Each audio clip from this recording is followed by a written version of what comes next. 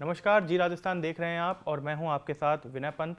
खास मुलाकात में आप सभी का स्वागत है और आज हमारे साथ मौजूद हैं Kota city SP Tejaswini Gautam ma'am. Ma'am, एक बार आपका फिर से स्वागत है। एक बार पहले भी हम रूबरू हो चुके हैं। बिल्कुल, अब थैंक यू। मैम, कोटा की एक बड़ी जिम्मेदारी आपको मिली है और देखा जाए तो मैम जयपुर की जो पुलिसिंग थी और कोटा की जो पुलिसिंग है उसमें किस तरह का डिफरेंस आप देखते हैं? क्या चीज़ें हैं जो नवाचार जो आपकी ओर से यहाँ किए जाएंगे वो भी मैं जानना चाहूँगा। देखिए, दोनों ही शहरी इलाके हैं। डेफिनेटली जयपुर एक बड़ा शहर है, राजधानी है, तो उसके चैलेंजेस अलग हैं।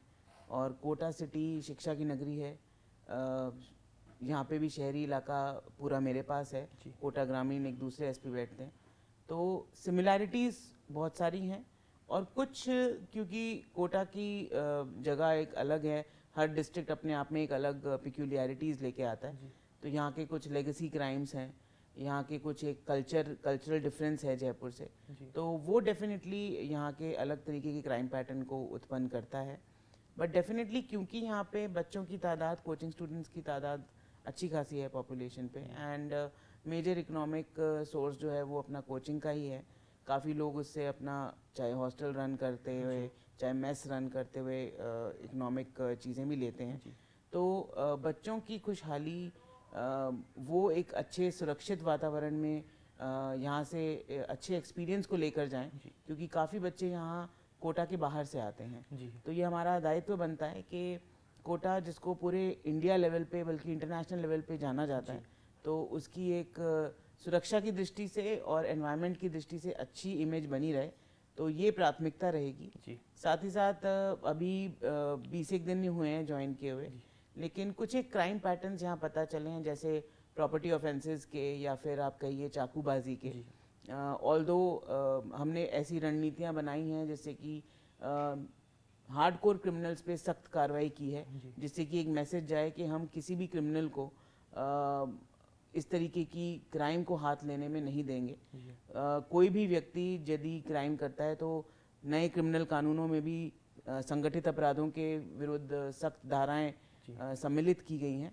तो उनका यूज़ करके सख्ती जो है हार्डकोर क्रिमिनल पे पूरी रहेगी। जी और टीम अच्छा काम कर रही है यहाँ पे, और उनके साथ मिलकर आगे और कैसे बेहतर पुलिसिंग कर सकते हैं, जी उसके लिए निरंतर प्लानिंग करते रहेंगे। मैम, एक कोटा जो सिटी है उसको नए कानूनों के इम्प्लीमेंट को लेकर और एक मॉडल ज़िले के रूप में भी चुना गया है, तो वो किस तरह से डीजीपी साहब का इनिशिएटिव है और किस तरह से उस पर काम किया जा रहा है? देखिए, श्रीमान डीजीपी साहब के आते ही नए क्रिमिनल कानूनों पे हर रेंज लेवल पे एक एक ज़िले को मॉडल डिस्ट्रिक्ट के रूप में चुना गया है। और ये हमारी खुशकिस्मती है कि कोटा रेंज से कोटा शहर ज़िले को चुना गया है। जी इसमें कुछ एक चीज़ें हैं जिसमें जो नए क्रिमिनल कानूनों में जो नए प्रावधान आए हैं, उनमें बेहतर करने के लिए, उनकी पालना करने के लिए, जो हमारे केंद्र में जो एमएचए है उसकी भी डायरेक्शंस हैं, जी और श्रीमान डीजीपी सर ने भी हमें डायरेक्शंस दिए हैं। जैसे उसमें मैं आपको बताऊं, जैसे कोटा शहर में अगर कोई घटना ऐसी होती है जिसमें 7 साल से अबव की सज़ा का कोई एफआईआर दर्ज है, जी तो उसमें एफएसएल या एक्सपर्ट्स का सीन ऑफ क्राइम पे विजिट कंपलसरी है। जी अगर आपको लगता है कि वो कोई साक्ष्य नहीं मिलेगा, तो उसको गिवन इन राइटिंग आपको करना है। जी इसके अलावा ईएफआईआर का एक नया प्रावधान जी नए क्रिमिनल कानूनों पे है। उसमें यह है कि यदि आपको ईमेल से या फ़ोन के ज़रिए भी कोई कॉग्निजेबल ऑफेंस की सूचना मिली है, तो आप उसका ईएफआईआर में कन्वर्ट कर सकते हैं। जी और 3 दिन के अंदर अंदर उस परिवादी को बस थाने पे आके उसको फिजिकल सिग्नेचर करना है। जी ज़ीरो एफआईआर का जो प्रावधान है, उसके लिए एक क्राइम एक्ट करके पोर्टल है, उस पर काम किया जा रहा है। साथ ही साथ 107 बीएनएस की एक धारा है, जिसमें जो अपराधी हैं उन्होंने जो अपराध के दौरान अर्जित संपत्ति की है, जी उसको कुर्क करने का एक प्रावधान है, फ्रीज करने का प्रावधान है। तो इन सभी चीज़ों पे कोटा शहर पुलिस द्वारा काम किया जा रहा है। जी मैम, इसके साथ ही डीजीपी सर ने जैसे अभी वीसी ली थी तो उसमें कई सारे टास्क भी दिए गए। कई चीज़ उन्होंने कहा कि विजिबिलिटी, जैसे आपने बात करी कि विजिबिलिटी ज़्यादा हो पुलिस की फील्ड में, ऑफिसर्स की भी हो, और जनता से भी जुड़ाव बनाए रखने के लिए जो एक खाई है जनता और पुलिस के बीच की, उसको पाटने के लिए भी कुछ नवाचार करने के लिए उन्होंने कहा जी। है। तो उस दिशा में क्या चीज़ मैम की जाएगी? देखिए, कम्युनिटी पुलिसिंग की जो हमारे डिफरेंट अंग्स हैं, जैसे सीएलजी मेंबर्स हैं, ग्राम रक्षक हैं, सुरक्षा सखी हैं, पुलिस मित्र हैं, इनको ज़मीनी स्तर पे पुलिस से जोड़कर कुछ इम्पैक्ट हमारा आ पाए, ये डीजी साहब का विजन है। और हम भी ये चाहते हैं कि वो सिर्फ नाम के लिए पुलिस से नहीं जुड़ें, जी उनका एक इम्पैक्ट आए, वो वास्तव में पुलिस के जो अच्छे अवेयरनेस वाले पॉइंट्स हैं वो जनता तक लेके जाएं, जी जनता की कोई प्रॉब्लम्स हैं वो हमारे तक लाएं, और वो सिर्फ नाम के लिए या एक तमगे के लिए पुलिस से नहीं जुड़ें, जी वो इफेक्टिव माउथपीस बने पुलिस के और जनता के पुलिस के बीच में, एक ब्रिज का काम करें और उनका इम्पैक्ट दिखे। जी तो इसके लिए उनको एक तो हम रिव्यू कर रहे हैं कि जिन लोगों ने काफ़ी सालों से जुड़े हैं लेकिन कोई काम नहीं किया, या फिर कोई कभी कभी होता है कि मिसयूज़ भी करते हैं पुलिस का नाम, तो ऐसे लोगों को हटाकर जो जेन्युइनली अच्छा काम कर रहे हैं लोग, जो जेन्युइनली पुलिस के साथ जुड़ना चाहते हैं, उनको हम लें इसमें। और विभिन्न एरियाज़ में जैसे साइबर अवेयरनेस है, महिला और बच्चों के विरुद्ध जो अपराध होते हैं उनमें है, कई बार बहुत सारी हमारी सुरक्षा सखियों ने डोमेस्टिक वायलेंस जो होता है घर पे, पति आते शराब पीकर मारपीट करते हैं, जनरली वो महिला नहीं बता पाती जी जो अग्रीव्ड विक्टिम है, लेकिन सुरक्षा सखियों ने उसको हिम्मत दी है, उसको पुलिस तक लाए हैं और उस महिला को न्याय दिलाने में मदद की है। जी तो ऐसे केसेस को हाईलाइट करना, उचित स्तर पर उन्हें सम्मान भी दिलाना ताकि उनको लगे कि वो एक अच्छा काम कर रहे हैं, उनकी एक विजिबिलिटी हो, और साथ ही साथ पुलिस के अंदर भी एक ये फीलिंग हो कि ये हमारा कम्युनिटी पुलिसिंग का जो परिवार है ये हमारा ही एक एक्सटेंडेड विंग है, तो उसमें उनमें कोई दूरी नहीं हो। तो ये कोशिश हम कर रहे हैं। मैम, एक जो भी नए कानून के तहत एक सज़ा का भी प्रावधान हुआ है जिसमें सज़ा, कठोर सज़ा नहीं देकर कुछ दूसरे सामुदायिक से जोड़ने के काम कराते हैं, जैसे कोई पौधारोपण हो, सफाई का, इस टाइप का भी पहली सज़ा जो है वो प्रदेश के अंदर कोटा सिटी में ही हुई है। तो मैं वो किस तरह से जानना चाहूँगा। देखिए, जब नए क्रिमिनल कानून 1 जुलाई 2024 से लागू हुए थे तो उनमें काफ़ी ज़्यादा अच्छे प्रोविजंस ऐड किए गए थे जो आईपीसी और सीआरपीसी में नहीं थे। जी आइडिया ये था कि भारतीय न्याय संहिता, भारतीय नागरिक सुरक्षा संहिता और भारतीय साक्ष्य अधिनियम, ये तीनों जो नए क्रिमिनल कानून हैं वो जनता को न्याय त्वरित दिलवाएं, पुलिस के ऊपर भी एक तरीके से रिस्पॉन्सिबिलिटी फिक्स हो, समयबद्ध तरीके से निस्तारण करने की। इसी क्रम में एक नया प्रावधान जो जोड़ा गया था वो था कम्युनिटी सर्विस का। जी जब हम जूरिस्प्रूडेंस की बात करते हैं तो रिफॉर्मेटिव जस्टिस एक बहुत इम्पॉर्टेंट कंपोनेंट है। जब हम बात करते हैं कि किसी से गलतीवश कोई पेटी ऑफेंडर है, जी कोई छोटा सा क्राइम हो गया और पहली बार हुआ, जी और वो व्यक्ति अपने क्राइम की सजा भोगने के लिए रेडी है और वो कहता है कि भाई मुझसे गलती होगी, मुझे माफ़ कीजिए, वो पश्चाताप कर रहा है, जी तो ऐसे व्यक्ति को हार्डकोर क्रिमिनल के जैसे जेल में ना भेजा जाए। जी उसे एक सुधारात्मक दृष्टिकोण रखते हुए कम्युनिटी सर्विस दी जाए, जैसे कि फर्जन आप पौधा लगाएंगे या आप 2 दिन के लिए हॉस्पिटल में साफ सफाई करेंगे, तो उससे उस व्यक्ति को सजा का एहसास भी होता है और वो एक हार्डकोर क्रिमिनल से भी दूर रहता है, जेल जाने से बच जाता है। तो उसको लगता है कि ठीक है, मैंने पश्चाताप भी किया। इस प्रावधान का संभवतः अभी तक राजस्थान में यूज नहीं हुआ था। कोटा में मेरे आने के बाद हमने क्योंकि हम मॉडल डिस्ट्रिक्ट भी हैं, तो हमने चुना और हमने सारे एसएचओस को मोटिवेट किया कि आप ये करवाइए। तो छोटे पेटी ऑफेंडर्स जैसे दारू पी के उत्पात मचाने वाले, फर्स्ट टाइमर कोई 5,000 से कम की कोई चोरी करता है, तो ऐसे ऑफेंसेस में हमने कम्युनिटी सर्विस की सज़ा दिलवाने में हमने न्यायालय से आग्रह किया और न्यायालय ने दी भी है। बोरखेड़ा, रानपुर और अपने अनंतपुरा जैसे थानों में अभी कहीं पे 2 घंटे की, कहीं पे 2 दिन की, हॉस्पिटल में साफ सफाई, विद्यालयों में साफ सफाई, इस तरीके के कम्युनिटी सर्विस के दंड से दंडित किया गया है। मैम, और इसी के अलावा अगर हम बात करें, जैसे यहाँ पे स्टूडेंट्स बड़ी संख्या में हैं, स्टूडेंट्स को भी अपने साथ जोड़ने के लिए कई बार कुछ ऐसी चीज़ें होती हैं कि वो स्टूडेंट्स तक जानी चाहिए, पुलिस की या स्टूडेंट्स से जुड़ी भी कुछ समस्याएं वो पुलिस तक आनी चाहिए, उसको लेकर कुछ प्रोग्राम या कुछ नवाचार करने की आपने सोची हो? बिल्कुल कोटा शहर पुलिस ने कोचिंग स्टूडेंट्स और बच्चों के लिए पहले भी बहुत अच्छे कदम उठाए हैं। जी उनको डेफिनेटली और बेहतर पॉलिश करके उनके साथ जुड़ने का बिल्कुल प्रयास किया जाएगा। एक KSOS करके यहाँ पे एक ऐप भी डेवलप की गई है। जी मैं अभी निश्चित रूप से उनको बुलाकर उसमें कुछ अच्छे फीचर्स और कैसे हो सकता है, बच्चों से जाके संवाद नियमित रूप पे हो, जी ये भी हम पूरी कोशिश कर रहे हैं। और ऐसे बच्चों को आइडेंटिफाई करना जो थोड़े स्ट्रेस में हैं और कैसे उनकी बेहतर एक प्रोफेशनल तरीके से काउंसलिंग कराई जा सकती है, इसके रूप में भी हम काम कर रहे हैं। ठीक है मैम। इसके अलावा अगर बात की जाए और क्या क्या चीज़ें हमको देखने को मिलेगी, क्योंकि आप जहाँ भी रहते हैं वहाँ पे हमने देखे हैं नवाचार, चाहे महिलाओं से जुड़ी हुई चीज़ करें, कमिश्नरेट में आप खुद निर्भया स्क्वाड को और जो कालिका पेट्रोलिंग यूनिट है उसको लीड कर रही थी, यहाँ भी क्या इस तरह के कुछ नवाचार देखने को मिलेंगे मैम? देखिए बिल्कुल महिला सुरक्षा के रूप में या बच्चों की सुरक्षा के रूप में ये प्रायोरिटीज़ रहेंगी। संगठित अपराधों के विरुद्ध भी कार्रवाई प्रायोरिटी रहेगी और निश्चित रूप से कैसे कोटा को बेहतर पुलिसिंग दे सकते हैं, यहाँ की परिस्थितियों, यहाँ की भौगोलिक स्थिति को देखते हुए क्या चीज़ और बेहतर कर सकते हैं, डेफिनेटली उसमें नवाचार रहेंगे।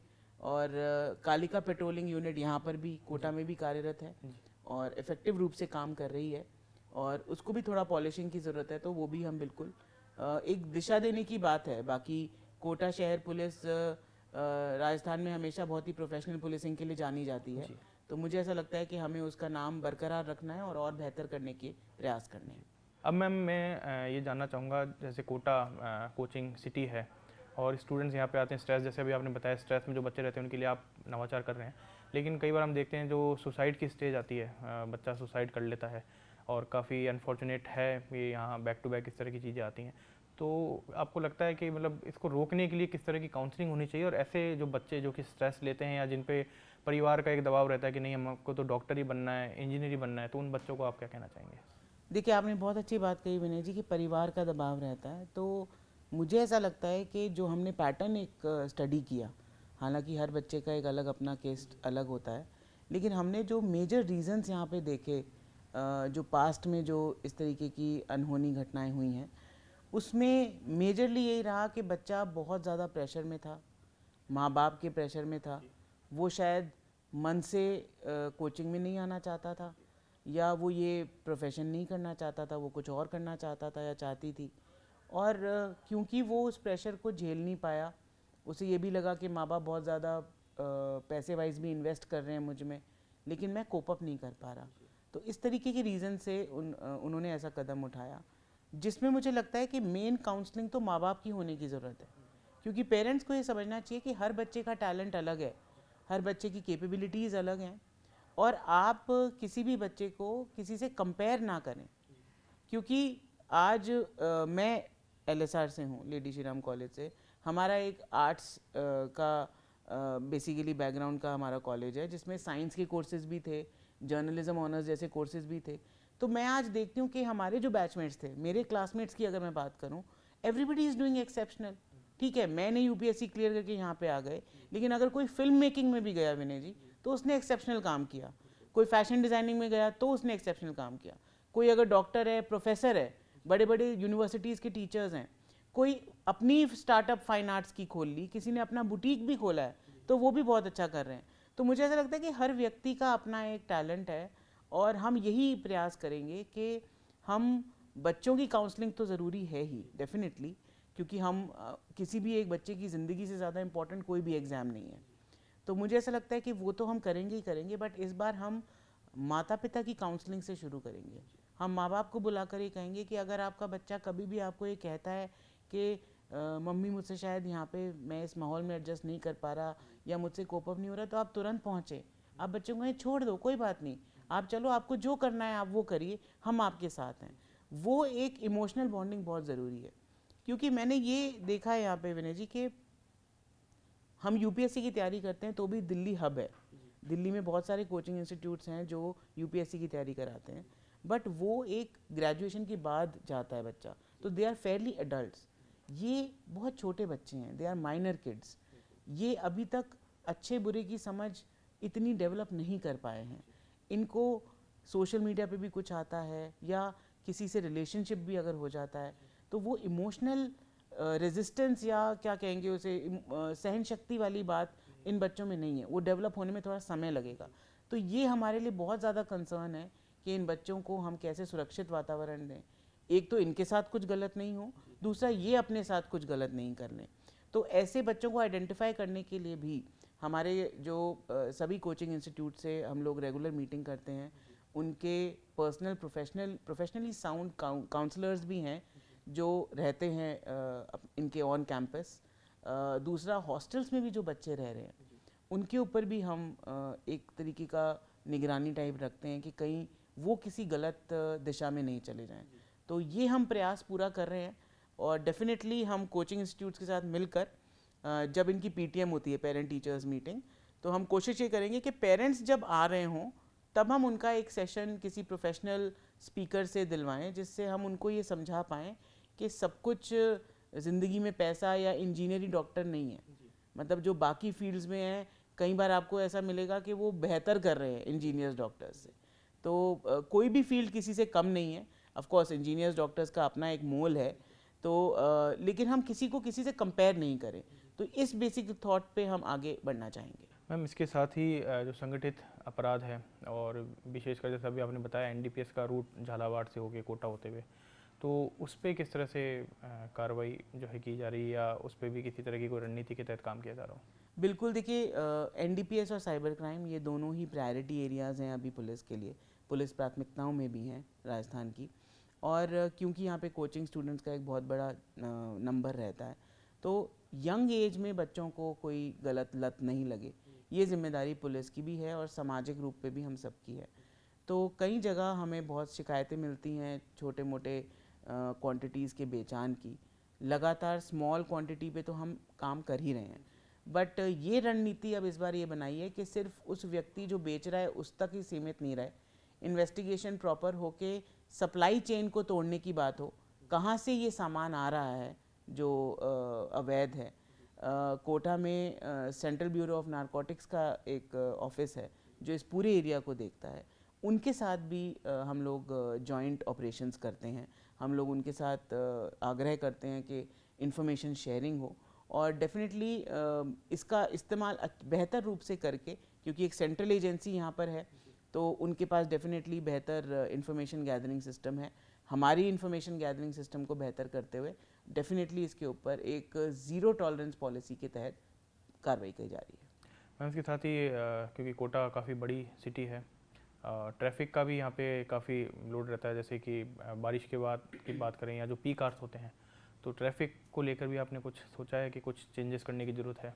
देखिए, वैसे तो city no traffic signal city है, तो इसमें काफ़ी रोड इंजीनियरिंग वैसे हुई है और ये कोटा सिटी की एक इस साल के हमारे आंकड़े ये बताते हैं कि हम लोगों ने एक्सीडेंटल डेथ्स में भी काफ़ी कमी इस ज़िले ने पाई है, जिसमें ट्रैफिक पुलिस ऑलरेडी बहुत अच्छा काम कर रही है, चाहे वो ट्रैफिक अवेयरनेस हो, ट्रैफिक एजुकेशन हो, चाहे ट्रैफिक एनफोर्समेंट की बात हो। तो मोस्टली ये कोशिश की जा रही है। डेफिनेटली बारिश के बाद थोड़े से प्रेशर पॉइंट्स आ जाते हैं, क्योंकि एकदम से बहुत ज़्यादा तेज़ बारिश जब होती है, क्योंकि इस एरिया में चंबल नदी है, तो डेफिनेटली बारिश ज़्यादा होती है यहाँ पे और उस टाइम पे ज़रूर कोई क्रंच रहता है। लेकिन कोशिश यही रहेगी कि क्योंकि ट्रैफिक पुलिस के भी सीमित संसाधन होते हैं, बट सीमित संसाधनों में हम बेहतर रेगुलेशन, एजुकेशन और इन्फोर्समेंट के साथ साथ दे पाएँ। मैम एक ये देखा जाता है जो आजकल का युवा है वो कहीं ना कहीं सोशल मीडिया या दूसरी चीज़ों के ज़रिए बदमाशों को देखता है, हथियारों का प्रयोग भी मतलब शो ऑफ करता है हथियार लेके और कोशिश करता है कि मैं जल्द से जल्द कैसे अमीर बनूं, तो कहीं ना कहीं अपराध की राह पे चलने लग जाते हैं। इस तरह से कई केसेस हमने देखे हैं। तो इस तरह के जो यूथ हैं उनको आप क्या मैसेज देना चाहेंगे मैम? देखिए, मैं सिंपल यही कहना चाहूँगी आपके माध्यम से यूथ को कि देखिए, आप सोशल मीडिया पे हों, आप मूवीज़ देखें, आप एक अपने आप में कल्चर बनाएं, ये आपकी चॉइस है। लेकिन ऐसी कोई भी चीज़ जो गैर कानूनी है, जो कानून के दायरे में नहीं है, अगर आप करते हैं तो वो आपके और आपके परिवार के व्यक्तिगत जीवन के लिए बहुत इम्पोर्टेंट है।